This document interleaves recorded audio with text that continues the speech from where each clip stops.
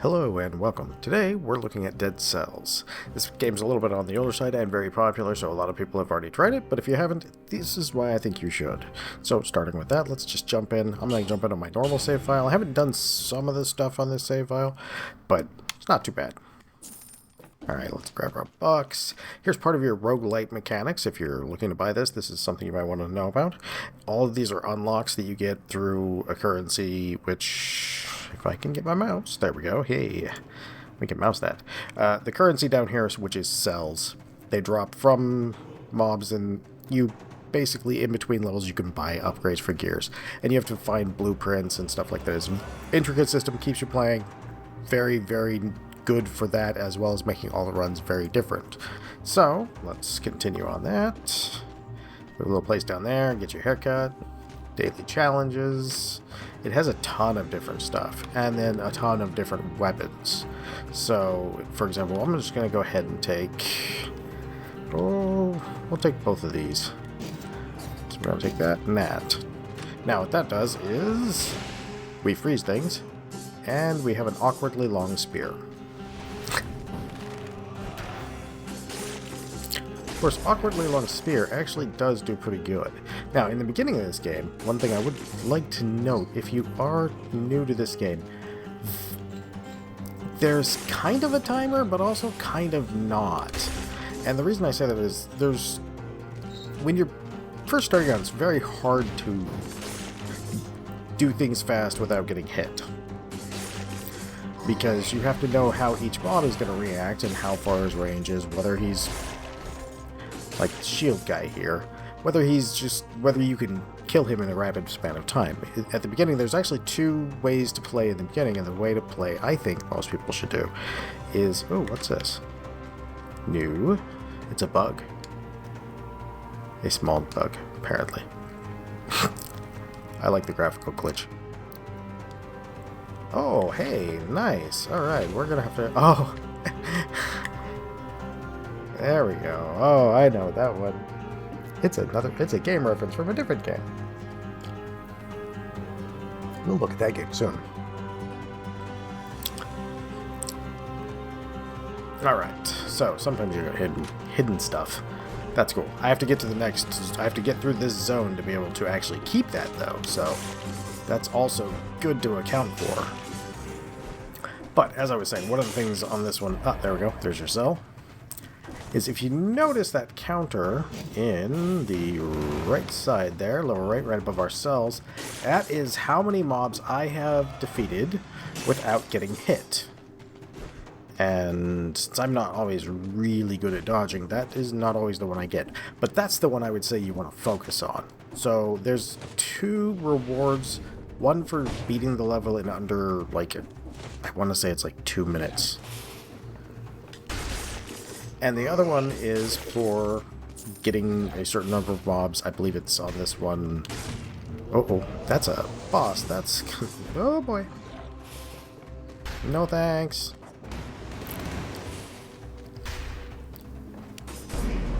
Alright. Oh, no, I thought you were dead. Okay. That's a boss. Oh, what's that?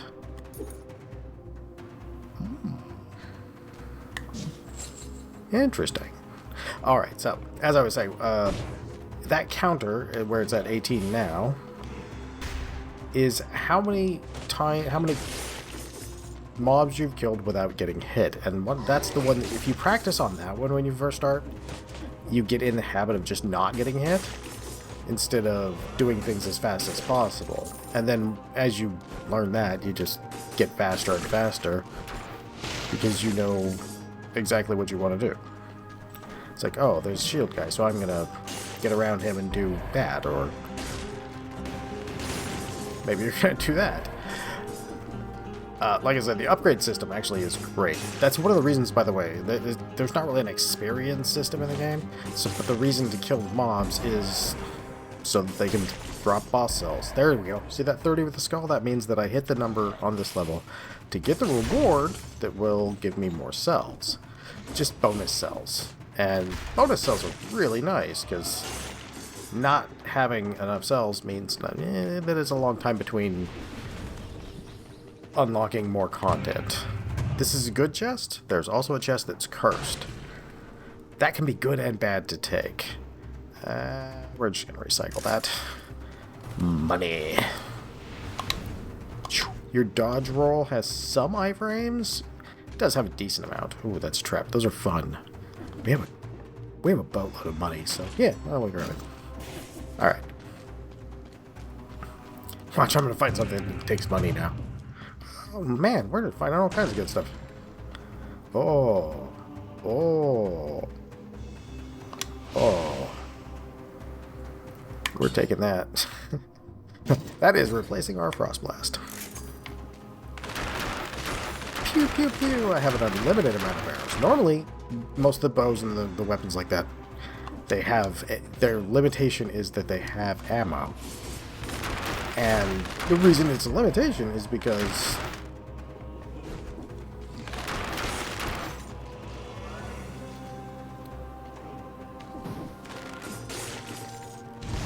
It's a limitation because they get stuck in the enemy, and that's one of the little difficulty curve things. Grenade, fire grenade. Nope, but we'll just recycle that. This is part of one of the almost Metroidvania, like Metroid likes, where you have some shortcuts and you gotta go back. And this is in the sense it has a Metroidvania-esque addition to the roguelite where you're doing runs whether you live for each time or not. This is actually kind of a cool thing. This is one of the upgrades you can get, which normally you get random weapons, but I can choose what flavor of weapon I get, and that's the colors down here over in the corner. Right over here. So green is survival, purple is tactics, and red is brutality. Red basically affects your damage with weapons and red weapons in general, and you get the upgrades you get for it tend to be very weapon oriented. Tactics tends to be gadget oriented or ranged oriented, and survival tends to be shield oriented. Shields are ridiculously overpowered in this game if you know what you're doing and you can reflect shots and stuff. It's crazy how good that gets. I am going to go with this though, because that bow is fantastic. And now I have a new infinity bow if I want, and I believe mine's a bow of endless quiver 2 plus, and man, oh, that one does have ammo. Oh, we're not taking that. No sir. I think we'll just stay with what we got. Most of the mechanics are kind of brief. Well, here's our attribute, so I can actually explain that. So you can actually see right here. Brutality is red, of course, tactics, survival, and this is the actual hit points they give you go down each time you take them. So what I normally do is I take brutality, then I take tactics, then I take survival, and then the next time I go here or level up or grab one of those, my brutality won't be 65%, it'll be slightly lower. So we're still going to do that because those first 3 in each one give you a huge amount of hit points, and that can make you survive for so long. What? Oh. Ow. Ow. Oh, hey. Panchu? Is this what I think it is? Maybe I have to... Oh, it's frying pan nunchucks. Ow, man. That's... My impaler is just so good, though. Those are cool. And I've got the blueprints for them as long as I make it through the level. See? I haven't played in just a little bit, and I'm still finding more stuff. That's the exit. We're actually going to be using that here in a moment, but maybe not that one. Ooh, there we go. We need a teleporter. Now, let's go find all the nooks and crannies that we didn't find already. Basically, if you're playing in a relaxed mode like this, you're going to... Oop, there's one of the upgrades too, but in the beginning you won't be able to do this. You got to find the upgrade for it. It's all very cool systems. This goes up to another exit. We're not going to worry about that though, because we already know that there's not going to be anything there. There's no reason to go back that way. So, ooh, hello, Scroll of Power. More statistics, more better. Like, hard landing. That can actually get you killed in this game, and is actually a danger. I find it amusing that it is, because there's so much in this game that can just murder you without any problems. See, now our brutality only gives 38, it gave 65, but these two are still going to give me those two amounts when they start. So the very beginning of the game, the best bang for your statistic buck, honestly, is getting those three for the hit point upgrades. I've had a lot better runs and a lot more consistent runs when I do that. Alright, this is one of those upgrade things. I can grab that thing, which is really cool. It lets me throw it at a monster that I don't have blueprints or gear from, and it basically forces it. So I could hunt specific pieces of equipment if I know I don't have them and I want them. That one gives you a map of the whole thing. Explorer's Instinct, which just kicked in, just did something very similar. So it just filled in the gaps on our map up here and a little bit over here, so we know we've got 3 monsters over here, and that's a little bit more experience, so we'll do that, especially since we're taking our time. That's a blueprint. There's always, not always, but there's consistently a blueprint there until you don't have any more blueprints to collect. Not a surprise.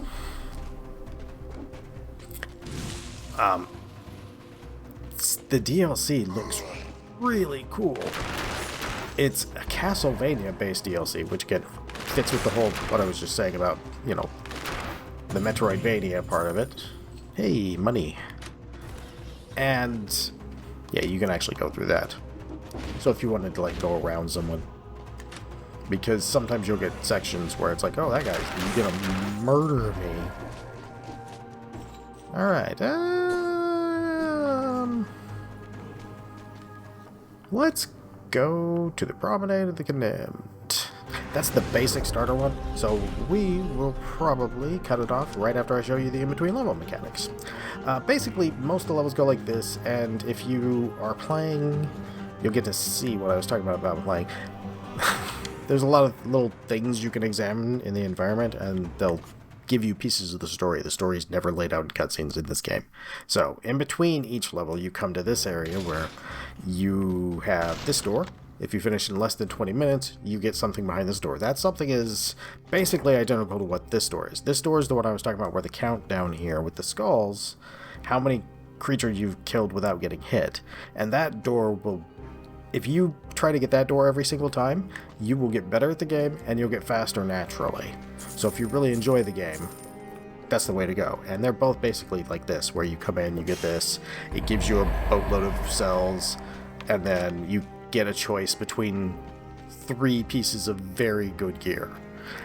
And by doing that, you can kind of choose how you build your character. Oh, yeah, we're gonna go with that one. Goodbye, cluster grenades. We knew you well. Alright, these little things up here, real quick, just so you know, are teleporters that will literally teleport you back to the opening. The contents of this door are basically the same as what you saw back here. So, like I said in the beginning, if you practice just not getting hit and getting as many kills as you can, you'll eventually get a lot faster. When I'm not talking, I can actually do these levels relatively fast. Now, here's your other second part of your sort of roguelike mechanics. We have this, those cells we spend, and all that stuff I showed you at the very beginning of the little bottles. This is where you unlock that. It's in between levels. So, like our barnacle here, we'll just go ahead and do that. And that's now unlocked for us and can show up in our runs. Now, the first run that you do something like that with, I wonder if I have anything that I was spending cash on. I don't spend enough cash. Oh, yeah, this. We're going to do that. And we'll have to talk to the tailor eventually. Deployable traps. Anyway. We'll use ourselves in the next area. There's that barnacle that we just unlocked. When you unlock it, you do get a gray version like this. What this sort of grayed out thing kind of means is that it's going to give you one that whatever your highest stat is, it'll work with, which is nice. And that's why it says colorless right here. So that means that if you're all in on purple down on your stat choices and you get this, it's not going to be bad even though it's red, because it'll work with your purple stat it'll scale with your purple stat instead of your red one. So that makes it really nice. We're not going to take it though. After all that explanation, we're not going to take it. Please don't break that door. there's actually an achievement for getting through an entire level without breaking a door, and it is way harder than you imagine. Oh. Well. Goodbye, door. Again, roguelite mechanic. You can reforge what the bonuses are down here. That costs your gold. You save some, you can get some modifiers, some roguelite stuff to basically save gold between. Right now mine, I believe, saves 2,000 unless they changed it. And that gold can also be used to buy other attacks or items. Here's where your stats are the super important thing. And that's these mutations. Some of them work great no matter what you're doing. And like Frenzy will work kind of okay pretty much no matter what stat you're in, and that's because you just have to have a speed buff. Some of them combine super well. Like this one, I have a habit of taking this melee one with... There's a purple one down here. No. Oh, here it is. There's this green one down here. So, you know, sometimes you'll choose outside of there, but for the most part, what you'll do is you'll be choosing inside the skills. So if we look at... Let's look at Frenzy. Melee attacks restore... no, let's go Combo. Combo is going to make it easy for me, and then I don't have to be dope and unexplain it. When you go up in red stats, something in here will go up. And in the case of combo, it's this. Your damage multiplier will continually go up. So by the time you get a bunch, if you're up to like 10, 12 points in red, you're probably up to like 50, 60, maybe even 70% extra damage. So that's another one of those, oh, hey, okay, that's why I build this way, that's why I build this way. But in the initial, I still think should go in one in each. But each of these things will do something or get better in some appreciable way if you build the attribute of its color. So in this case, red. On this one, it actually increases the amount of time they're slowed for. On this one, it increases the amount of cooldown that is reset off of your gadgets, and so on. In this case, since we're all purple over here, we will grab... I like this.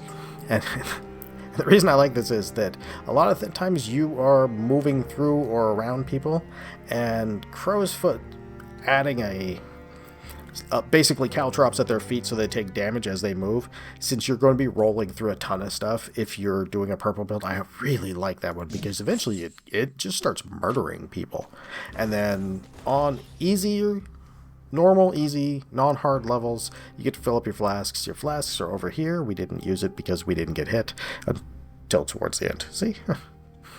But I didn't use my flask there. And this refills your flask and your life. In later difficulties, it doesn't do quite as much, but it does still work. And that is basically what one level of Dead Cells is. The rest of the game has a bunch of different visuals in the background. The art style is consistent throughout, but the environments are very different. There's a ton of variation, as you saw from all those little icon glass globe things in the very beginning. There's a ton of variation in it. In the weapons you can find, there's a ton of variation in the gear that you can find. You can actually put stuff in the backpack, and there's talents that let you like throw a sword at people if you roll through them with a backpack, which is just crazy. There's all kinds of neat stuff that makes it a very different run every time you get in the game and play, even if the core mechanics stay the same. And it is great. The new upcoming DLC coming up is all based off Castlevania. They have a whole very cool set of sequences where you can actually do some very Castlevania things with some other type of characters. It's super neat. This game is very fun. I believe it's on the Switch. I know it's on Steam. I think it's on every console, so I'll put some links down below, Steam at the very least, and that way you can find it on your... Hopefully, I'll put all the links down below, and you'll be able to find it on your preferred platform. This, as you can see, is very fun. That's why I sound so excited when I'm talking about it. And this, as you've seen, is very fun and has a lot of replayability, and that is why I think you should try this game. So, with that, have a great day, and I hope you come back for the next one.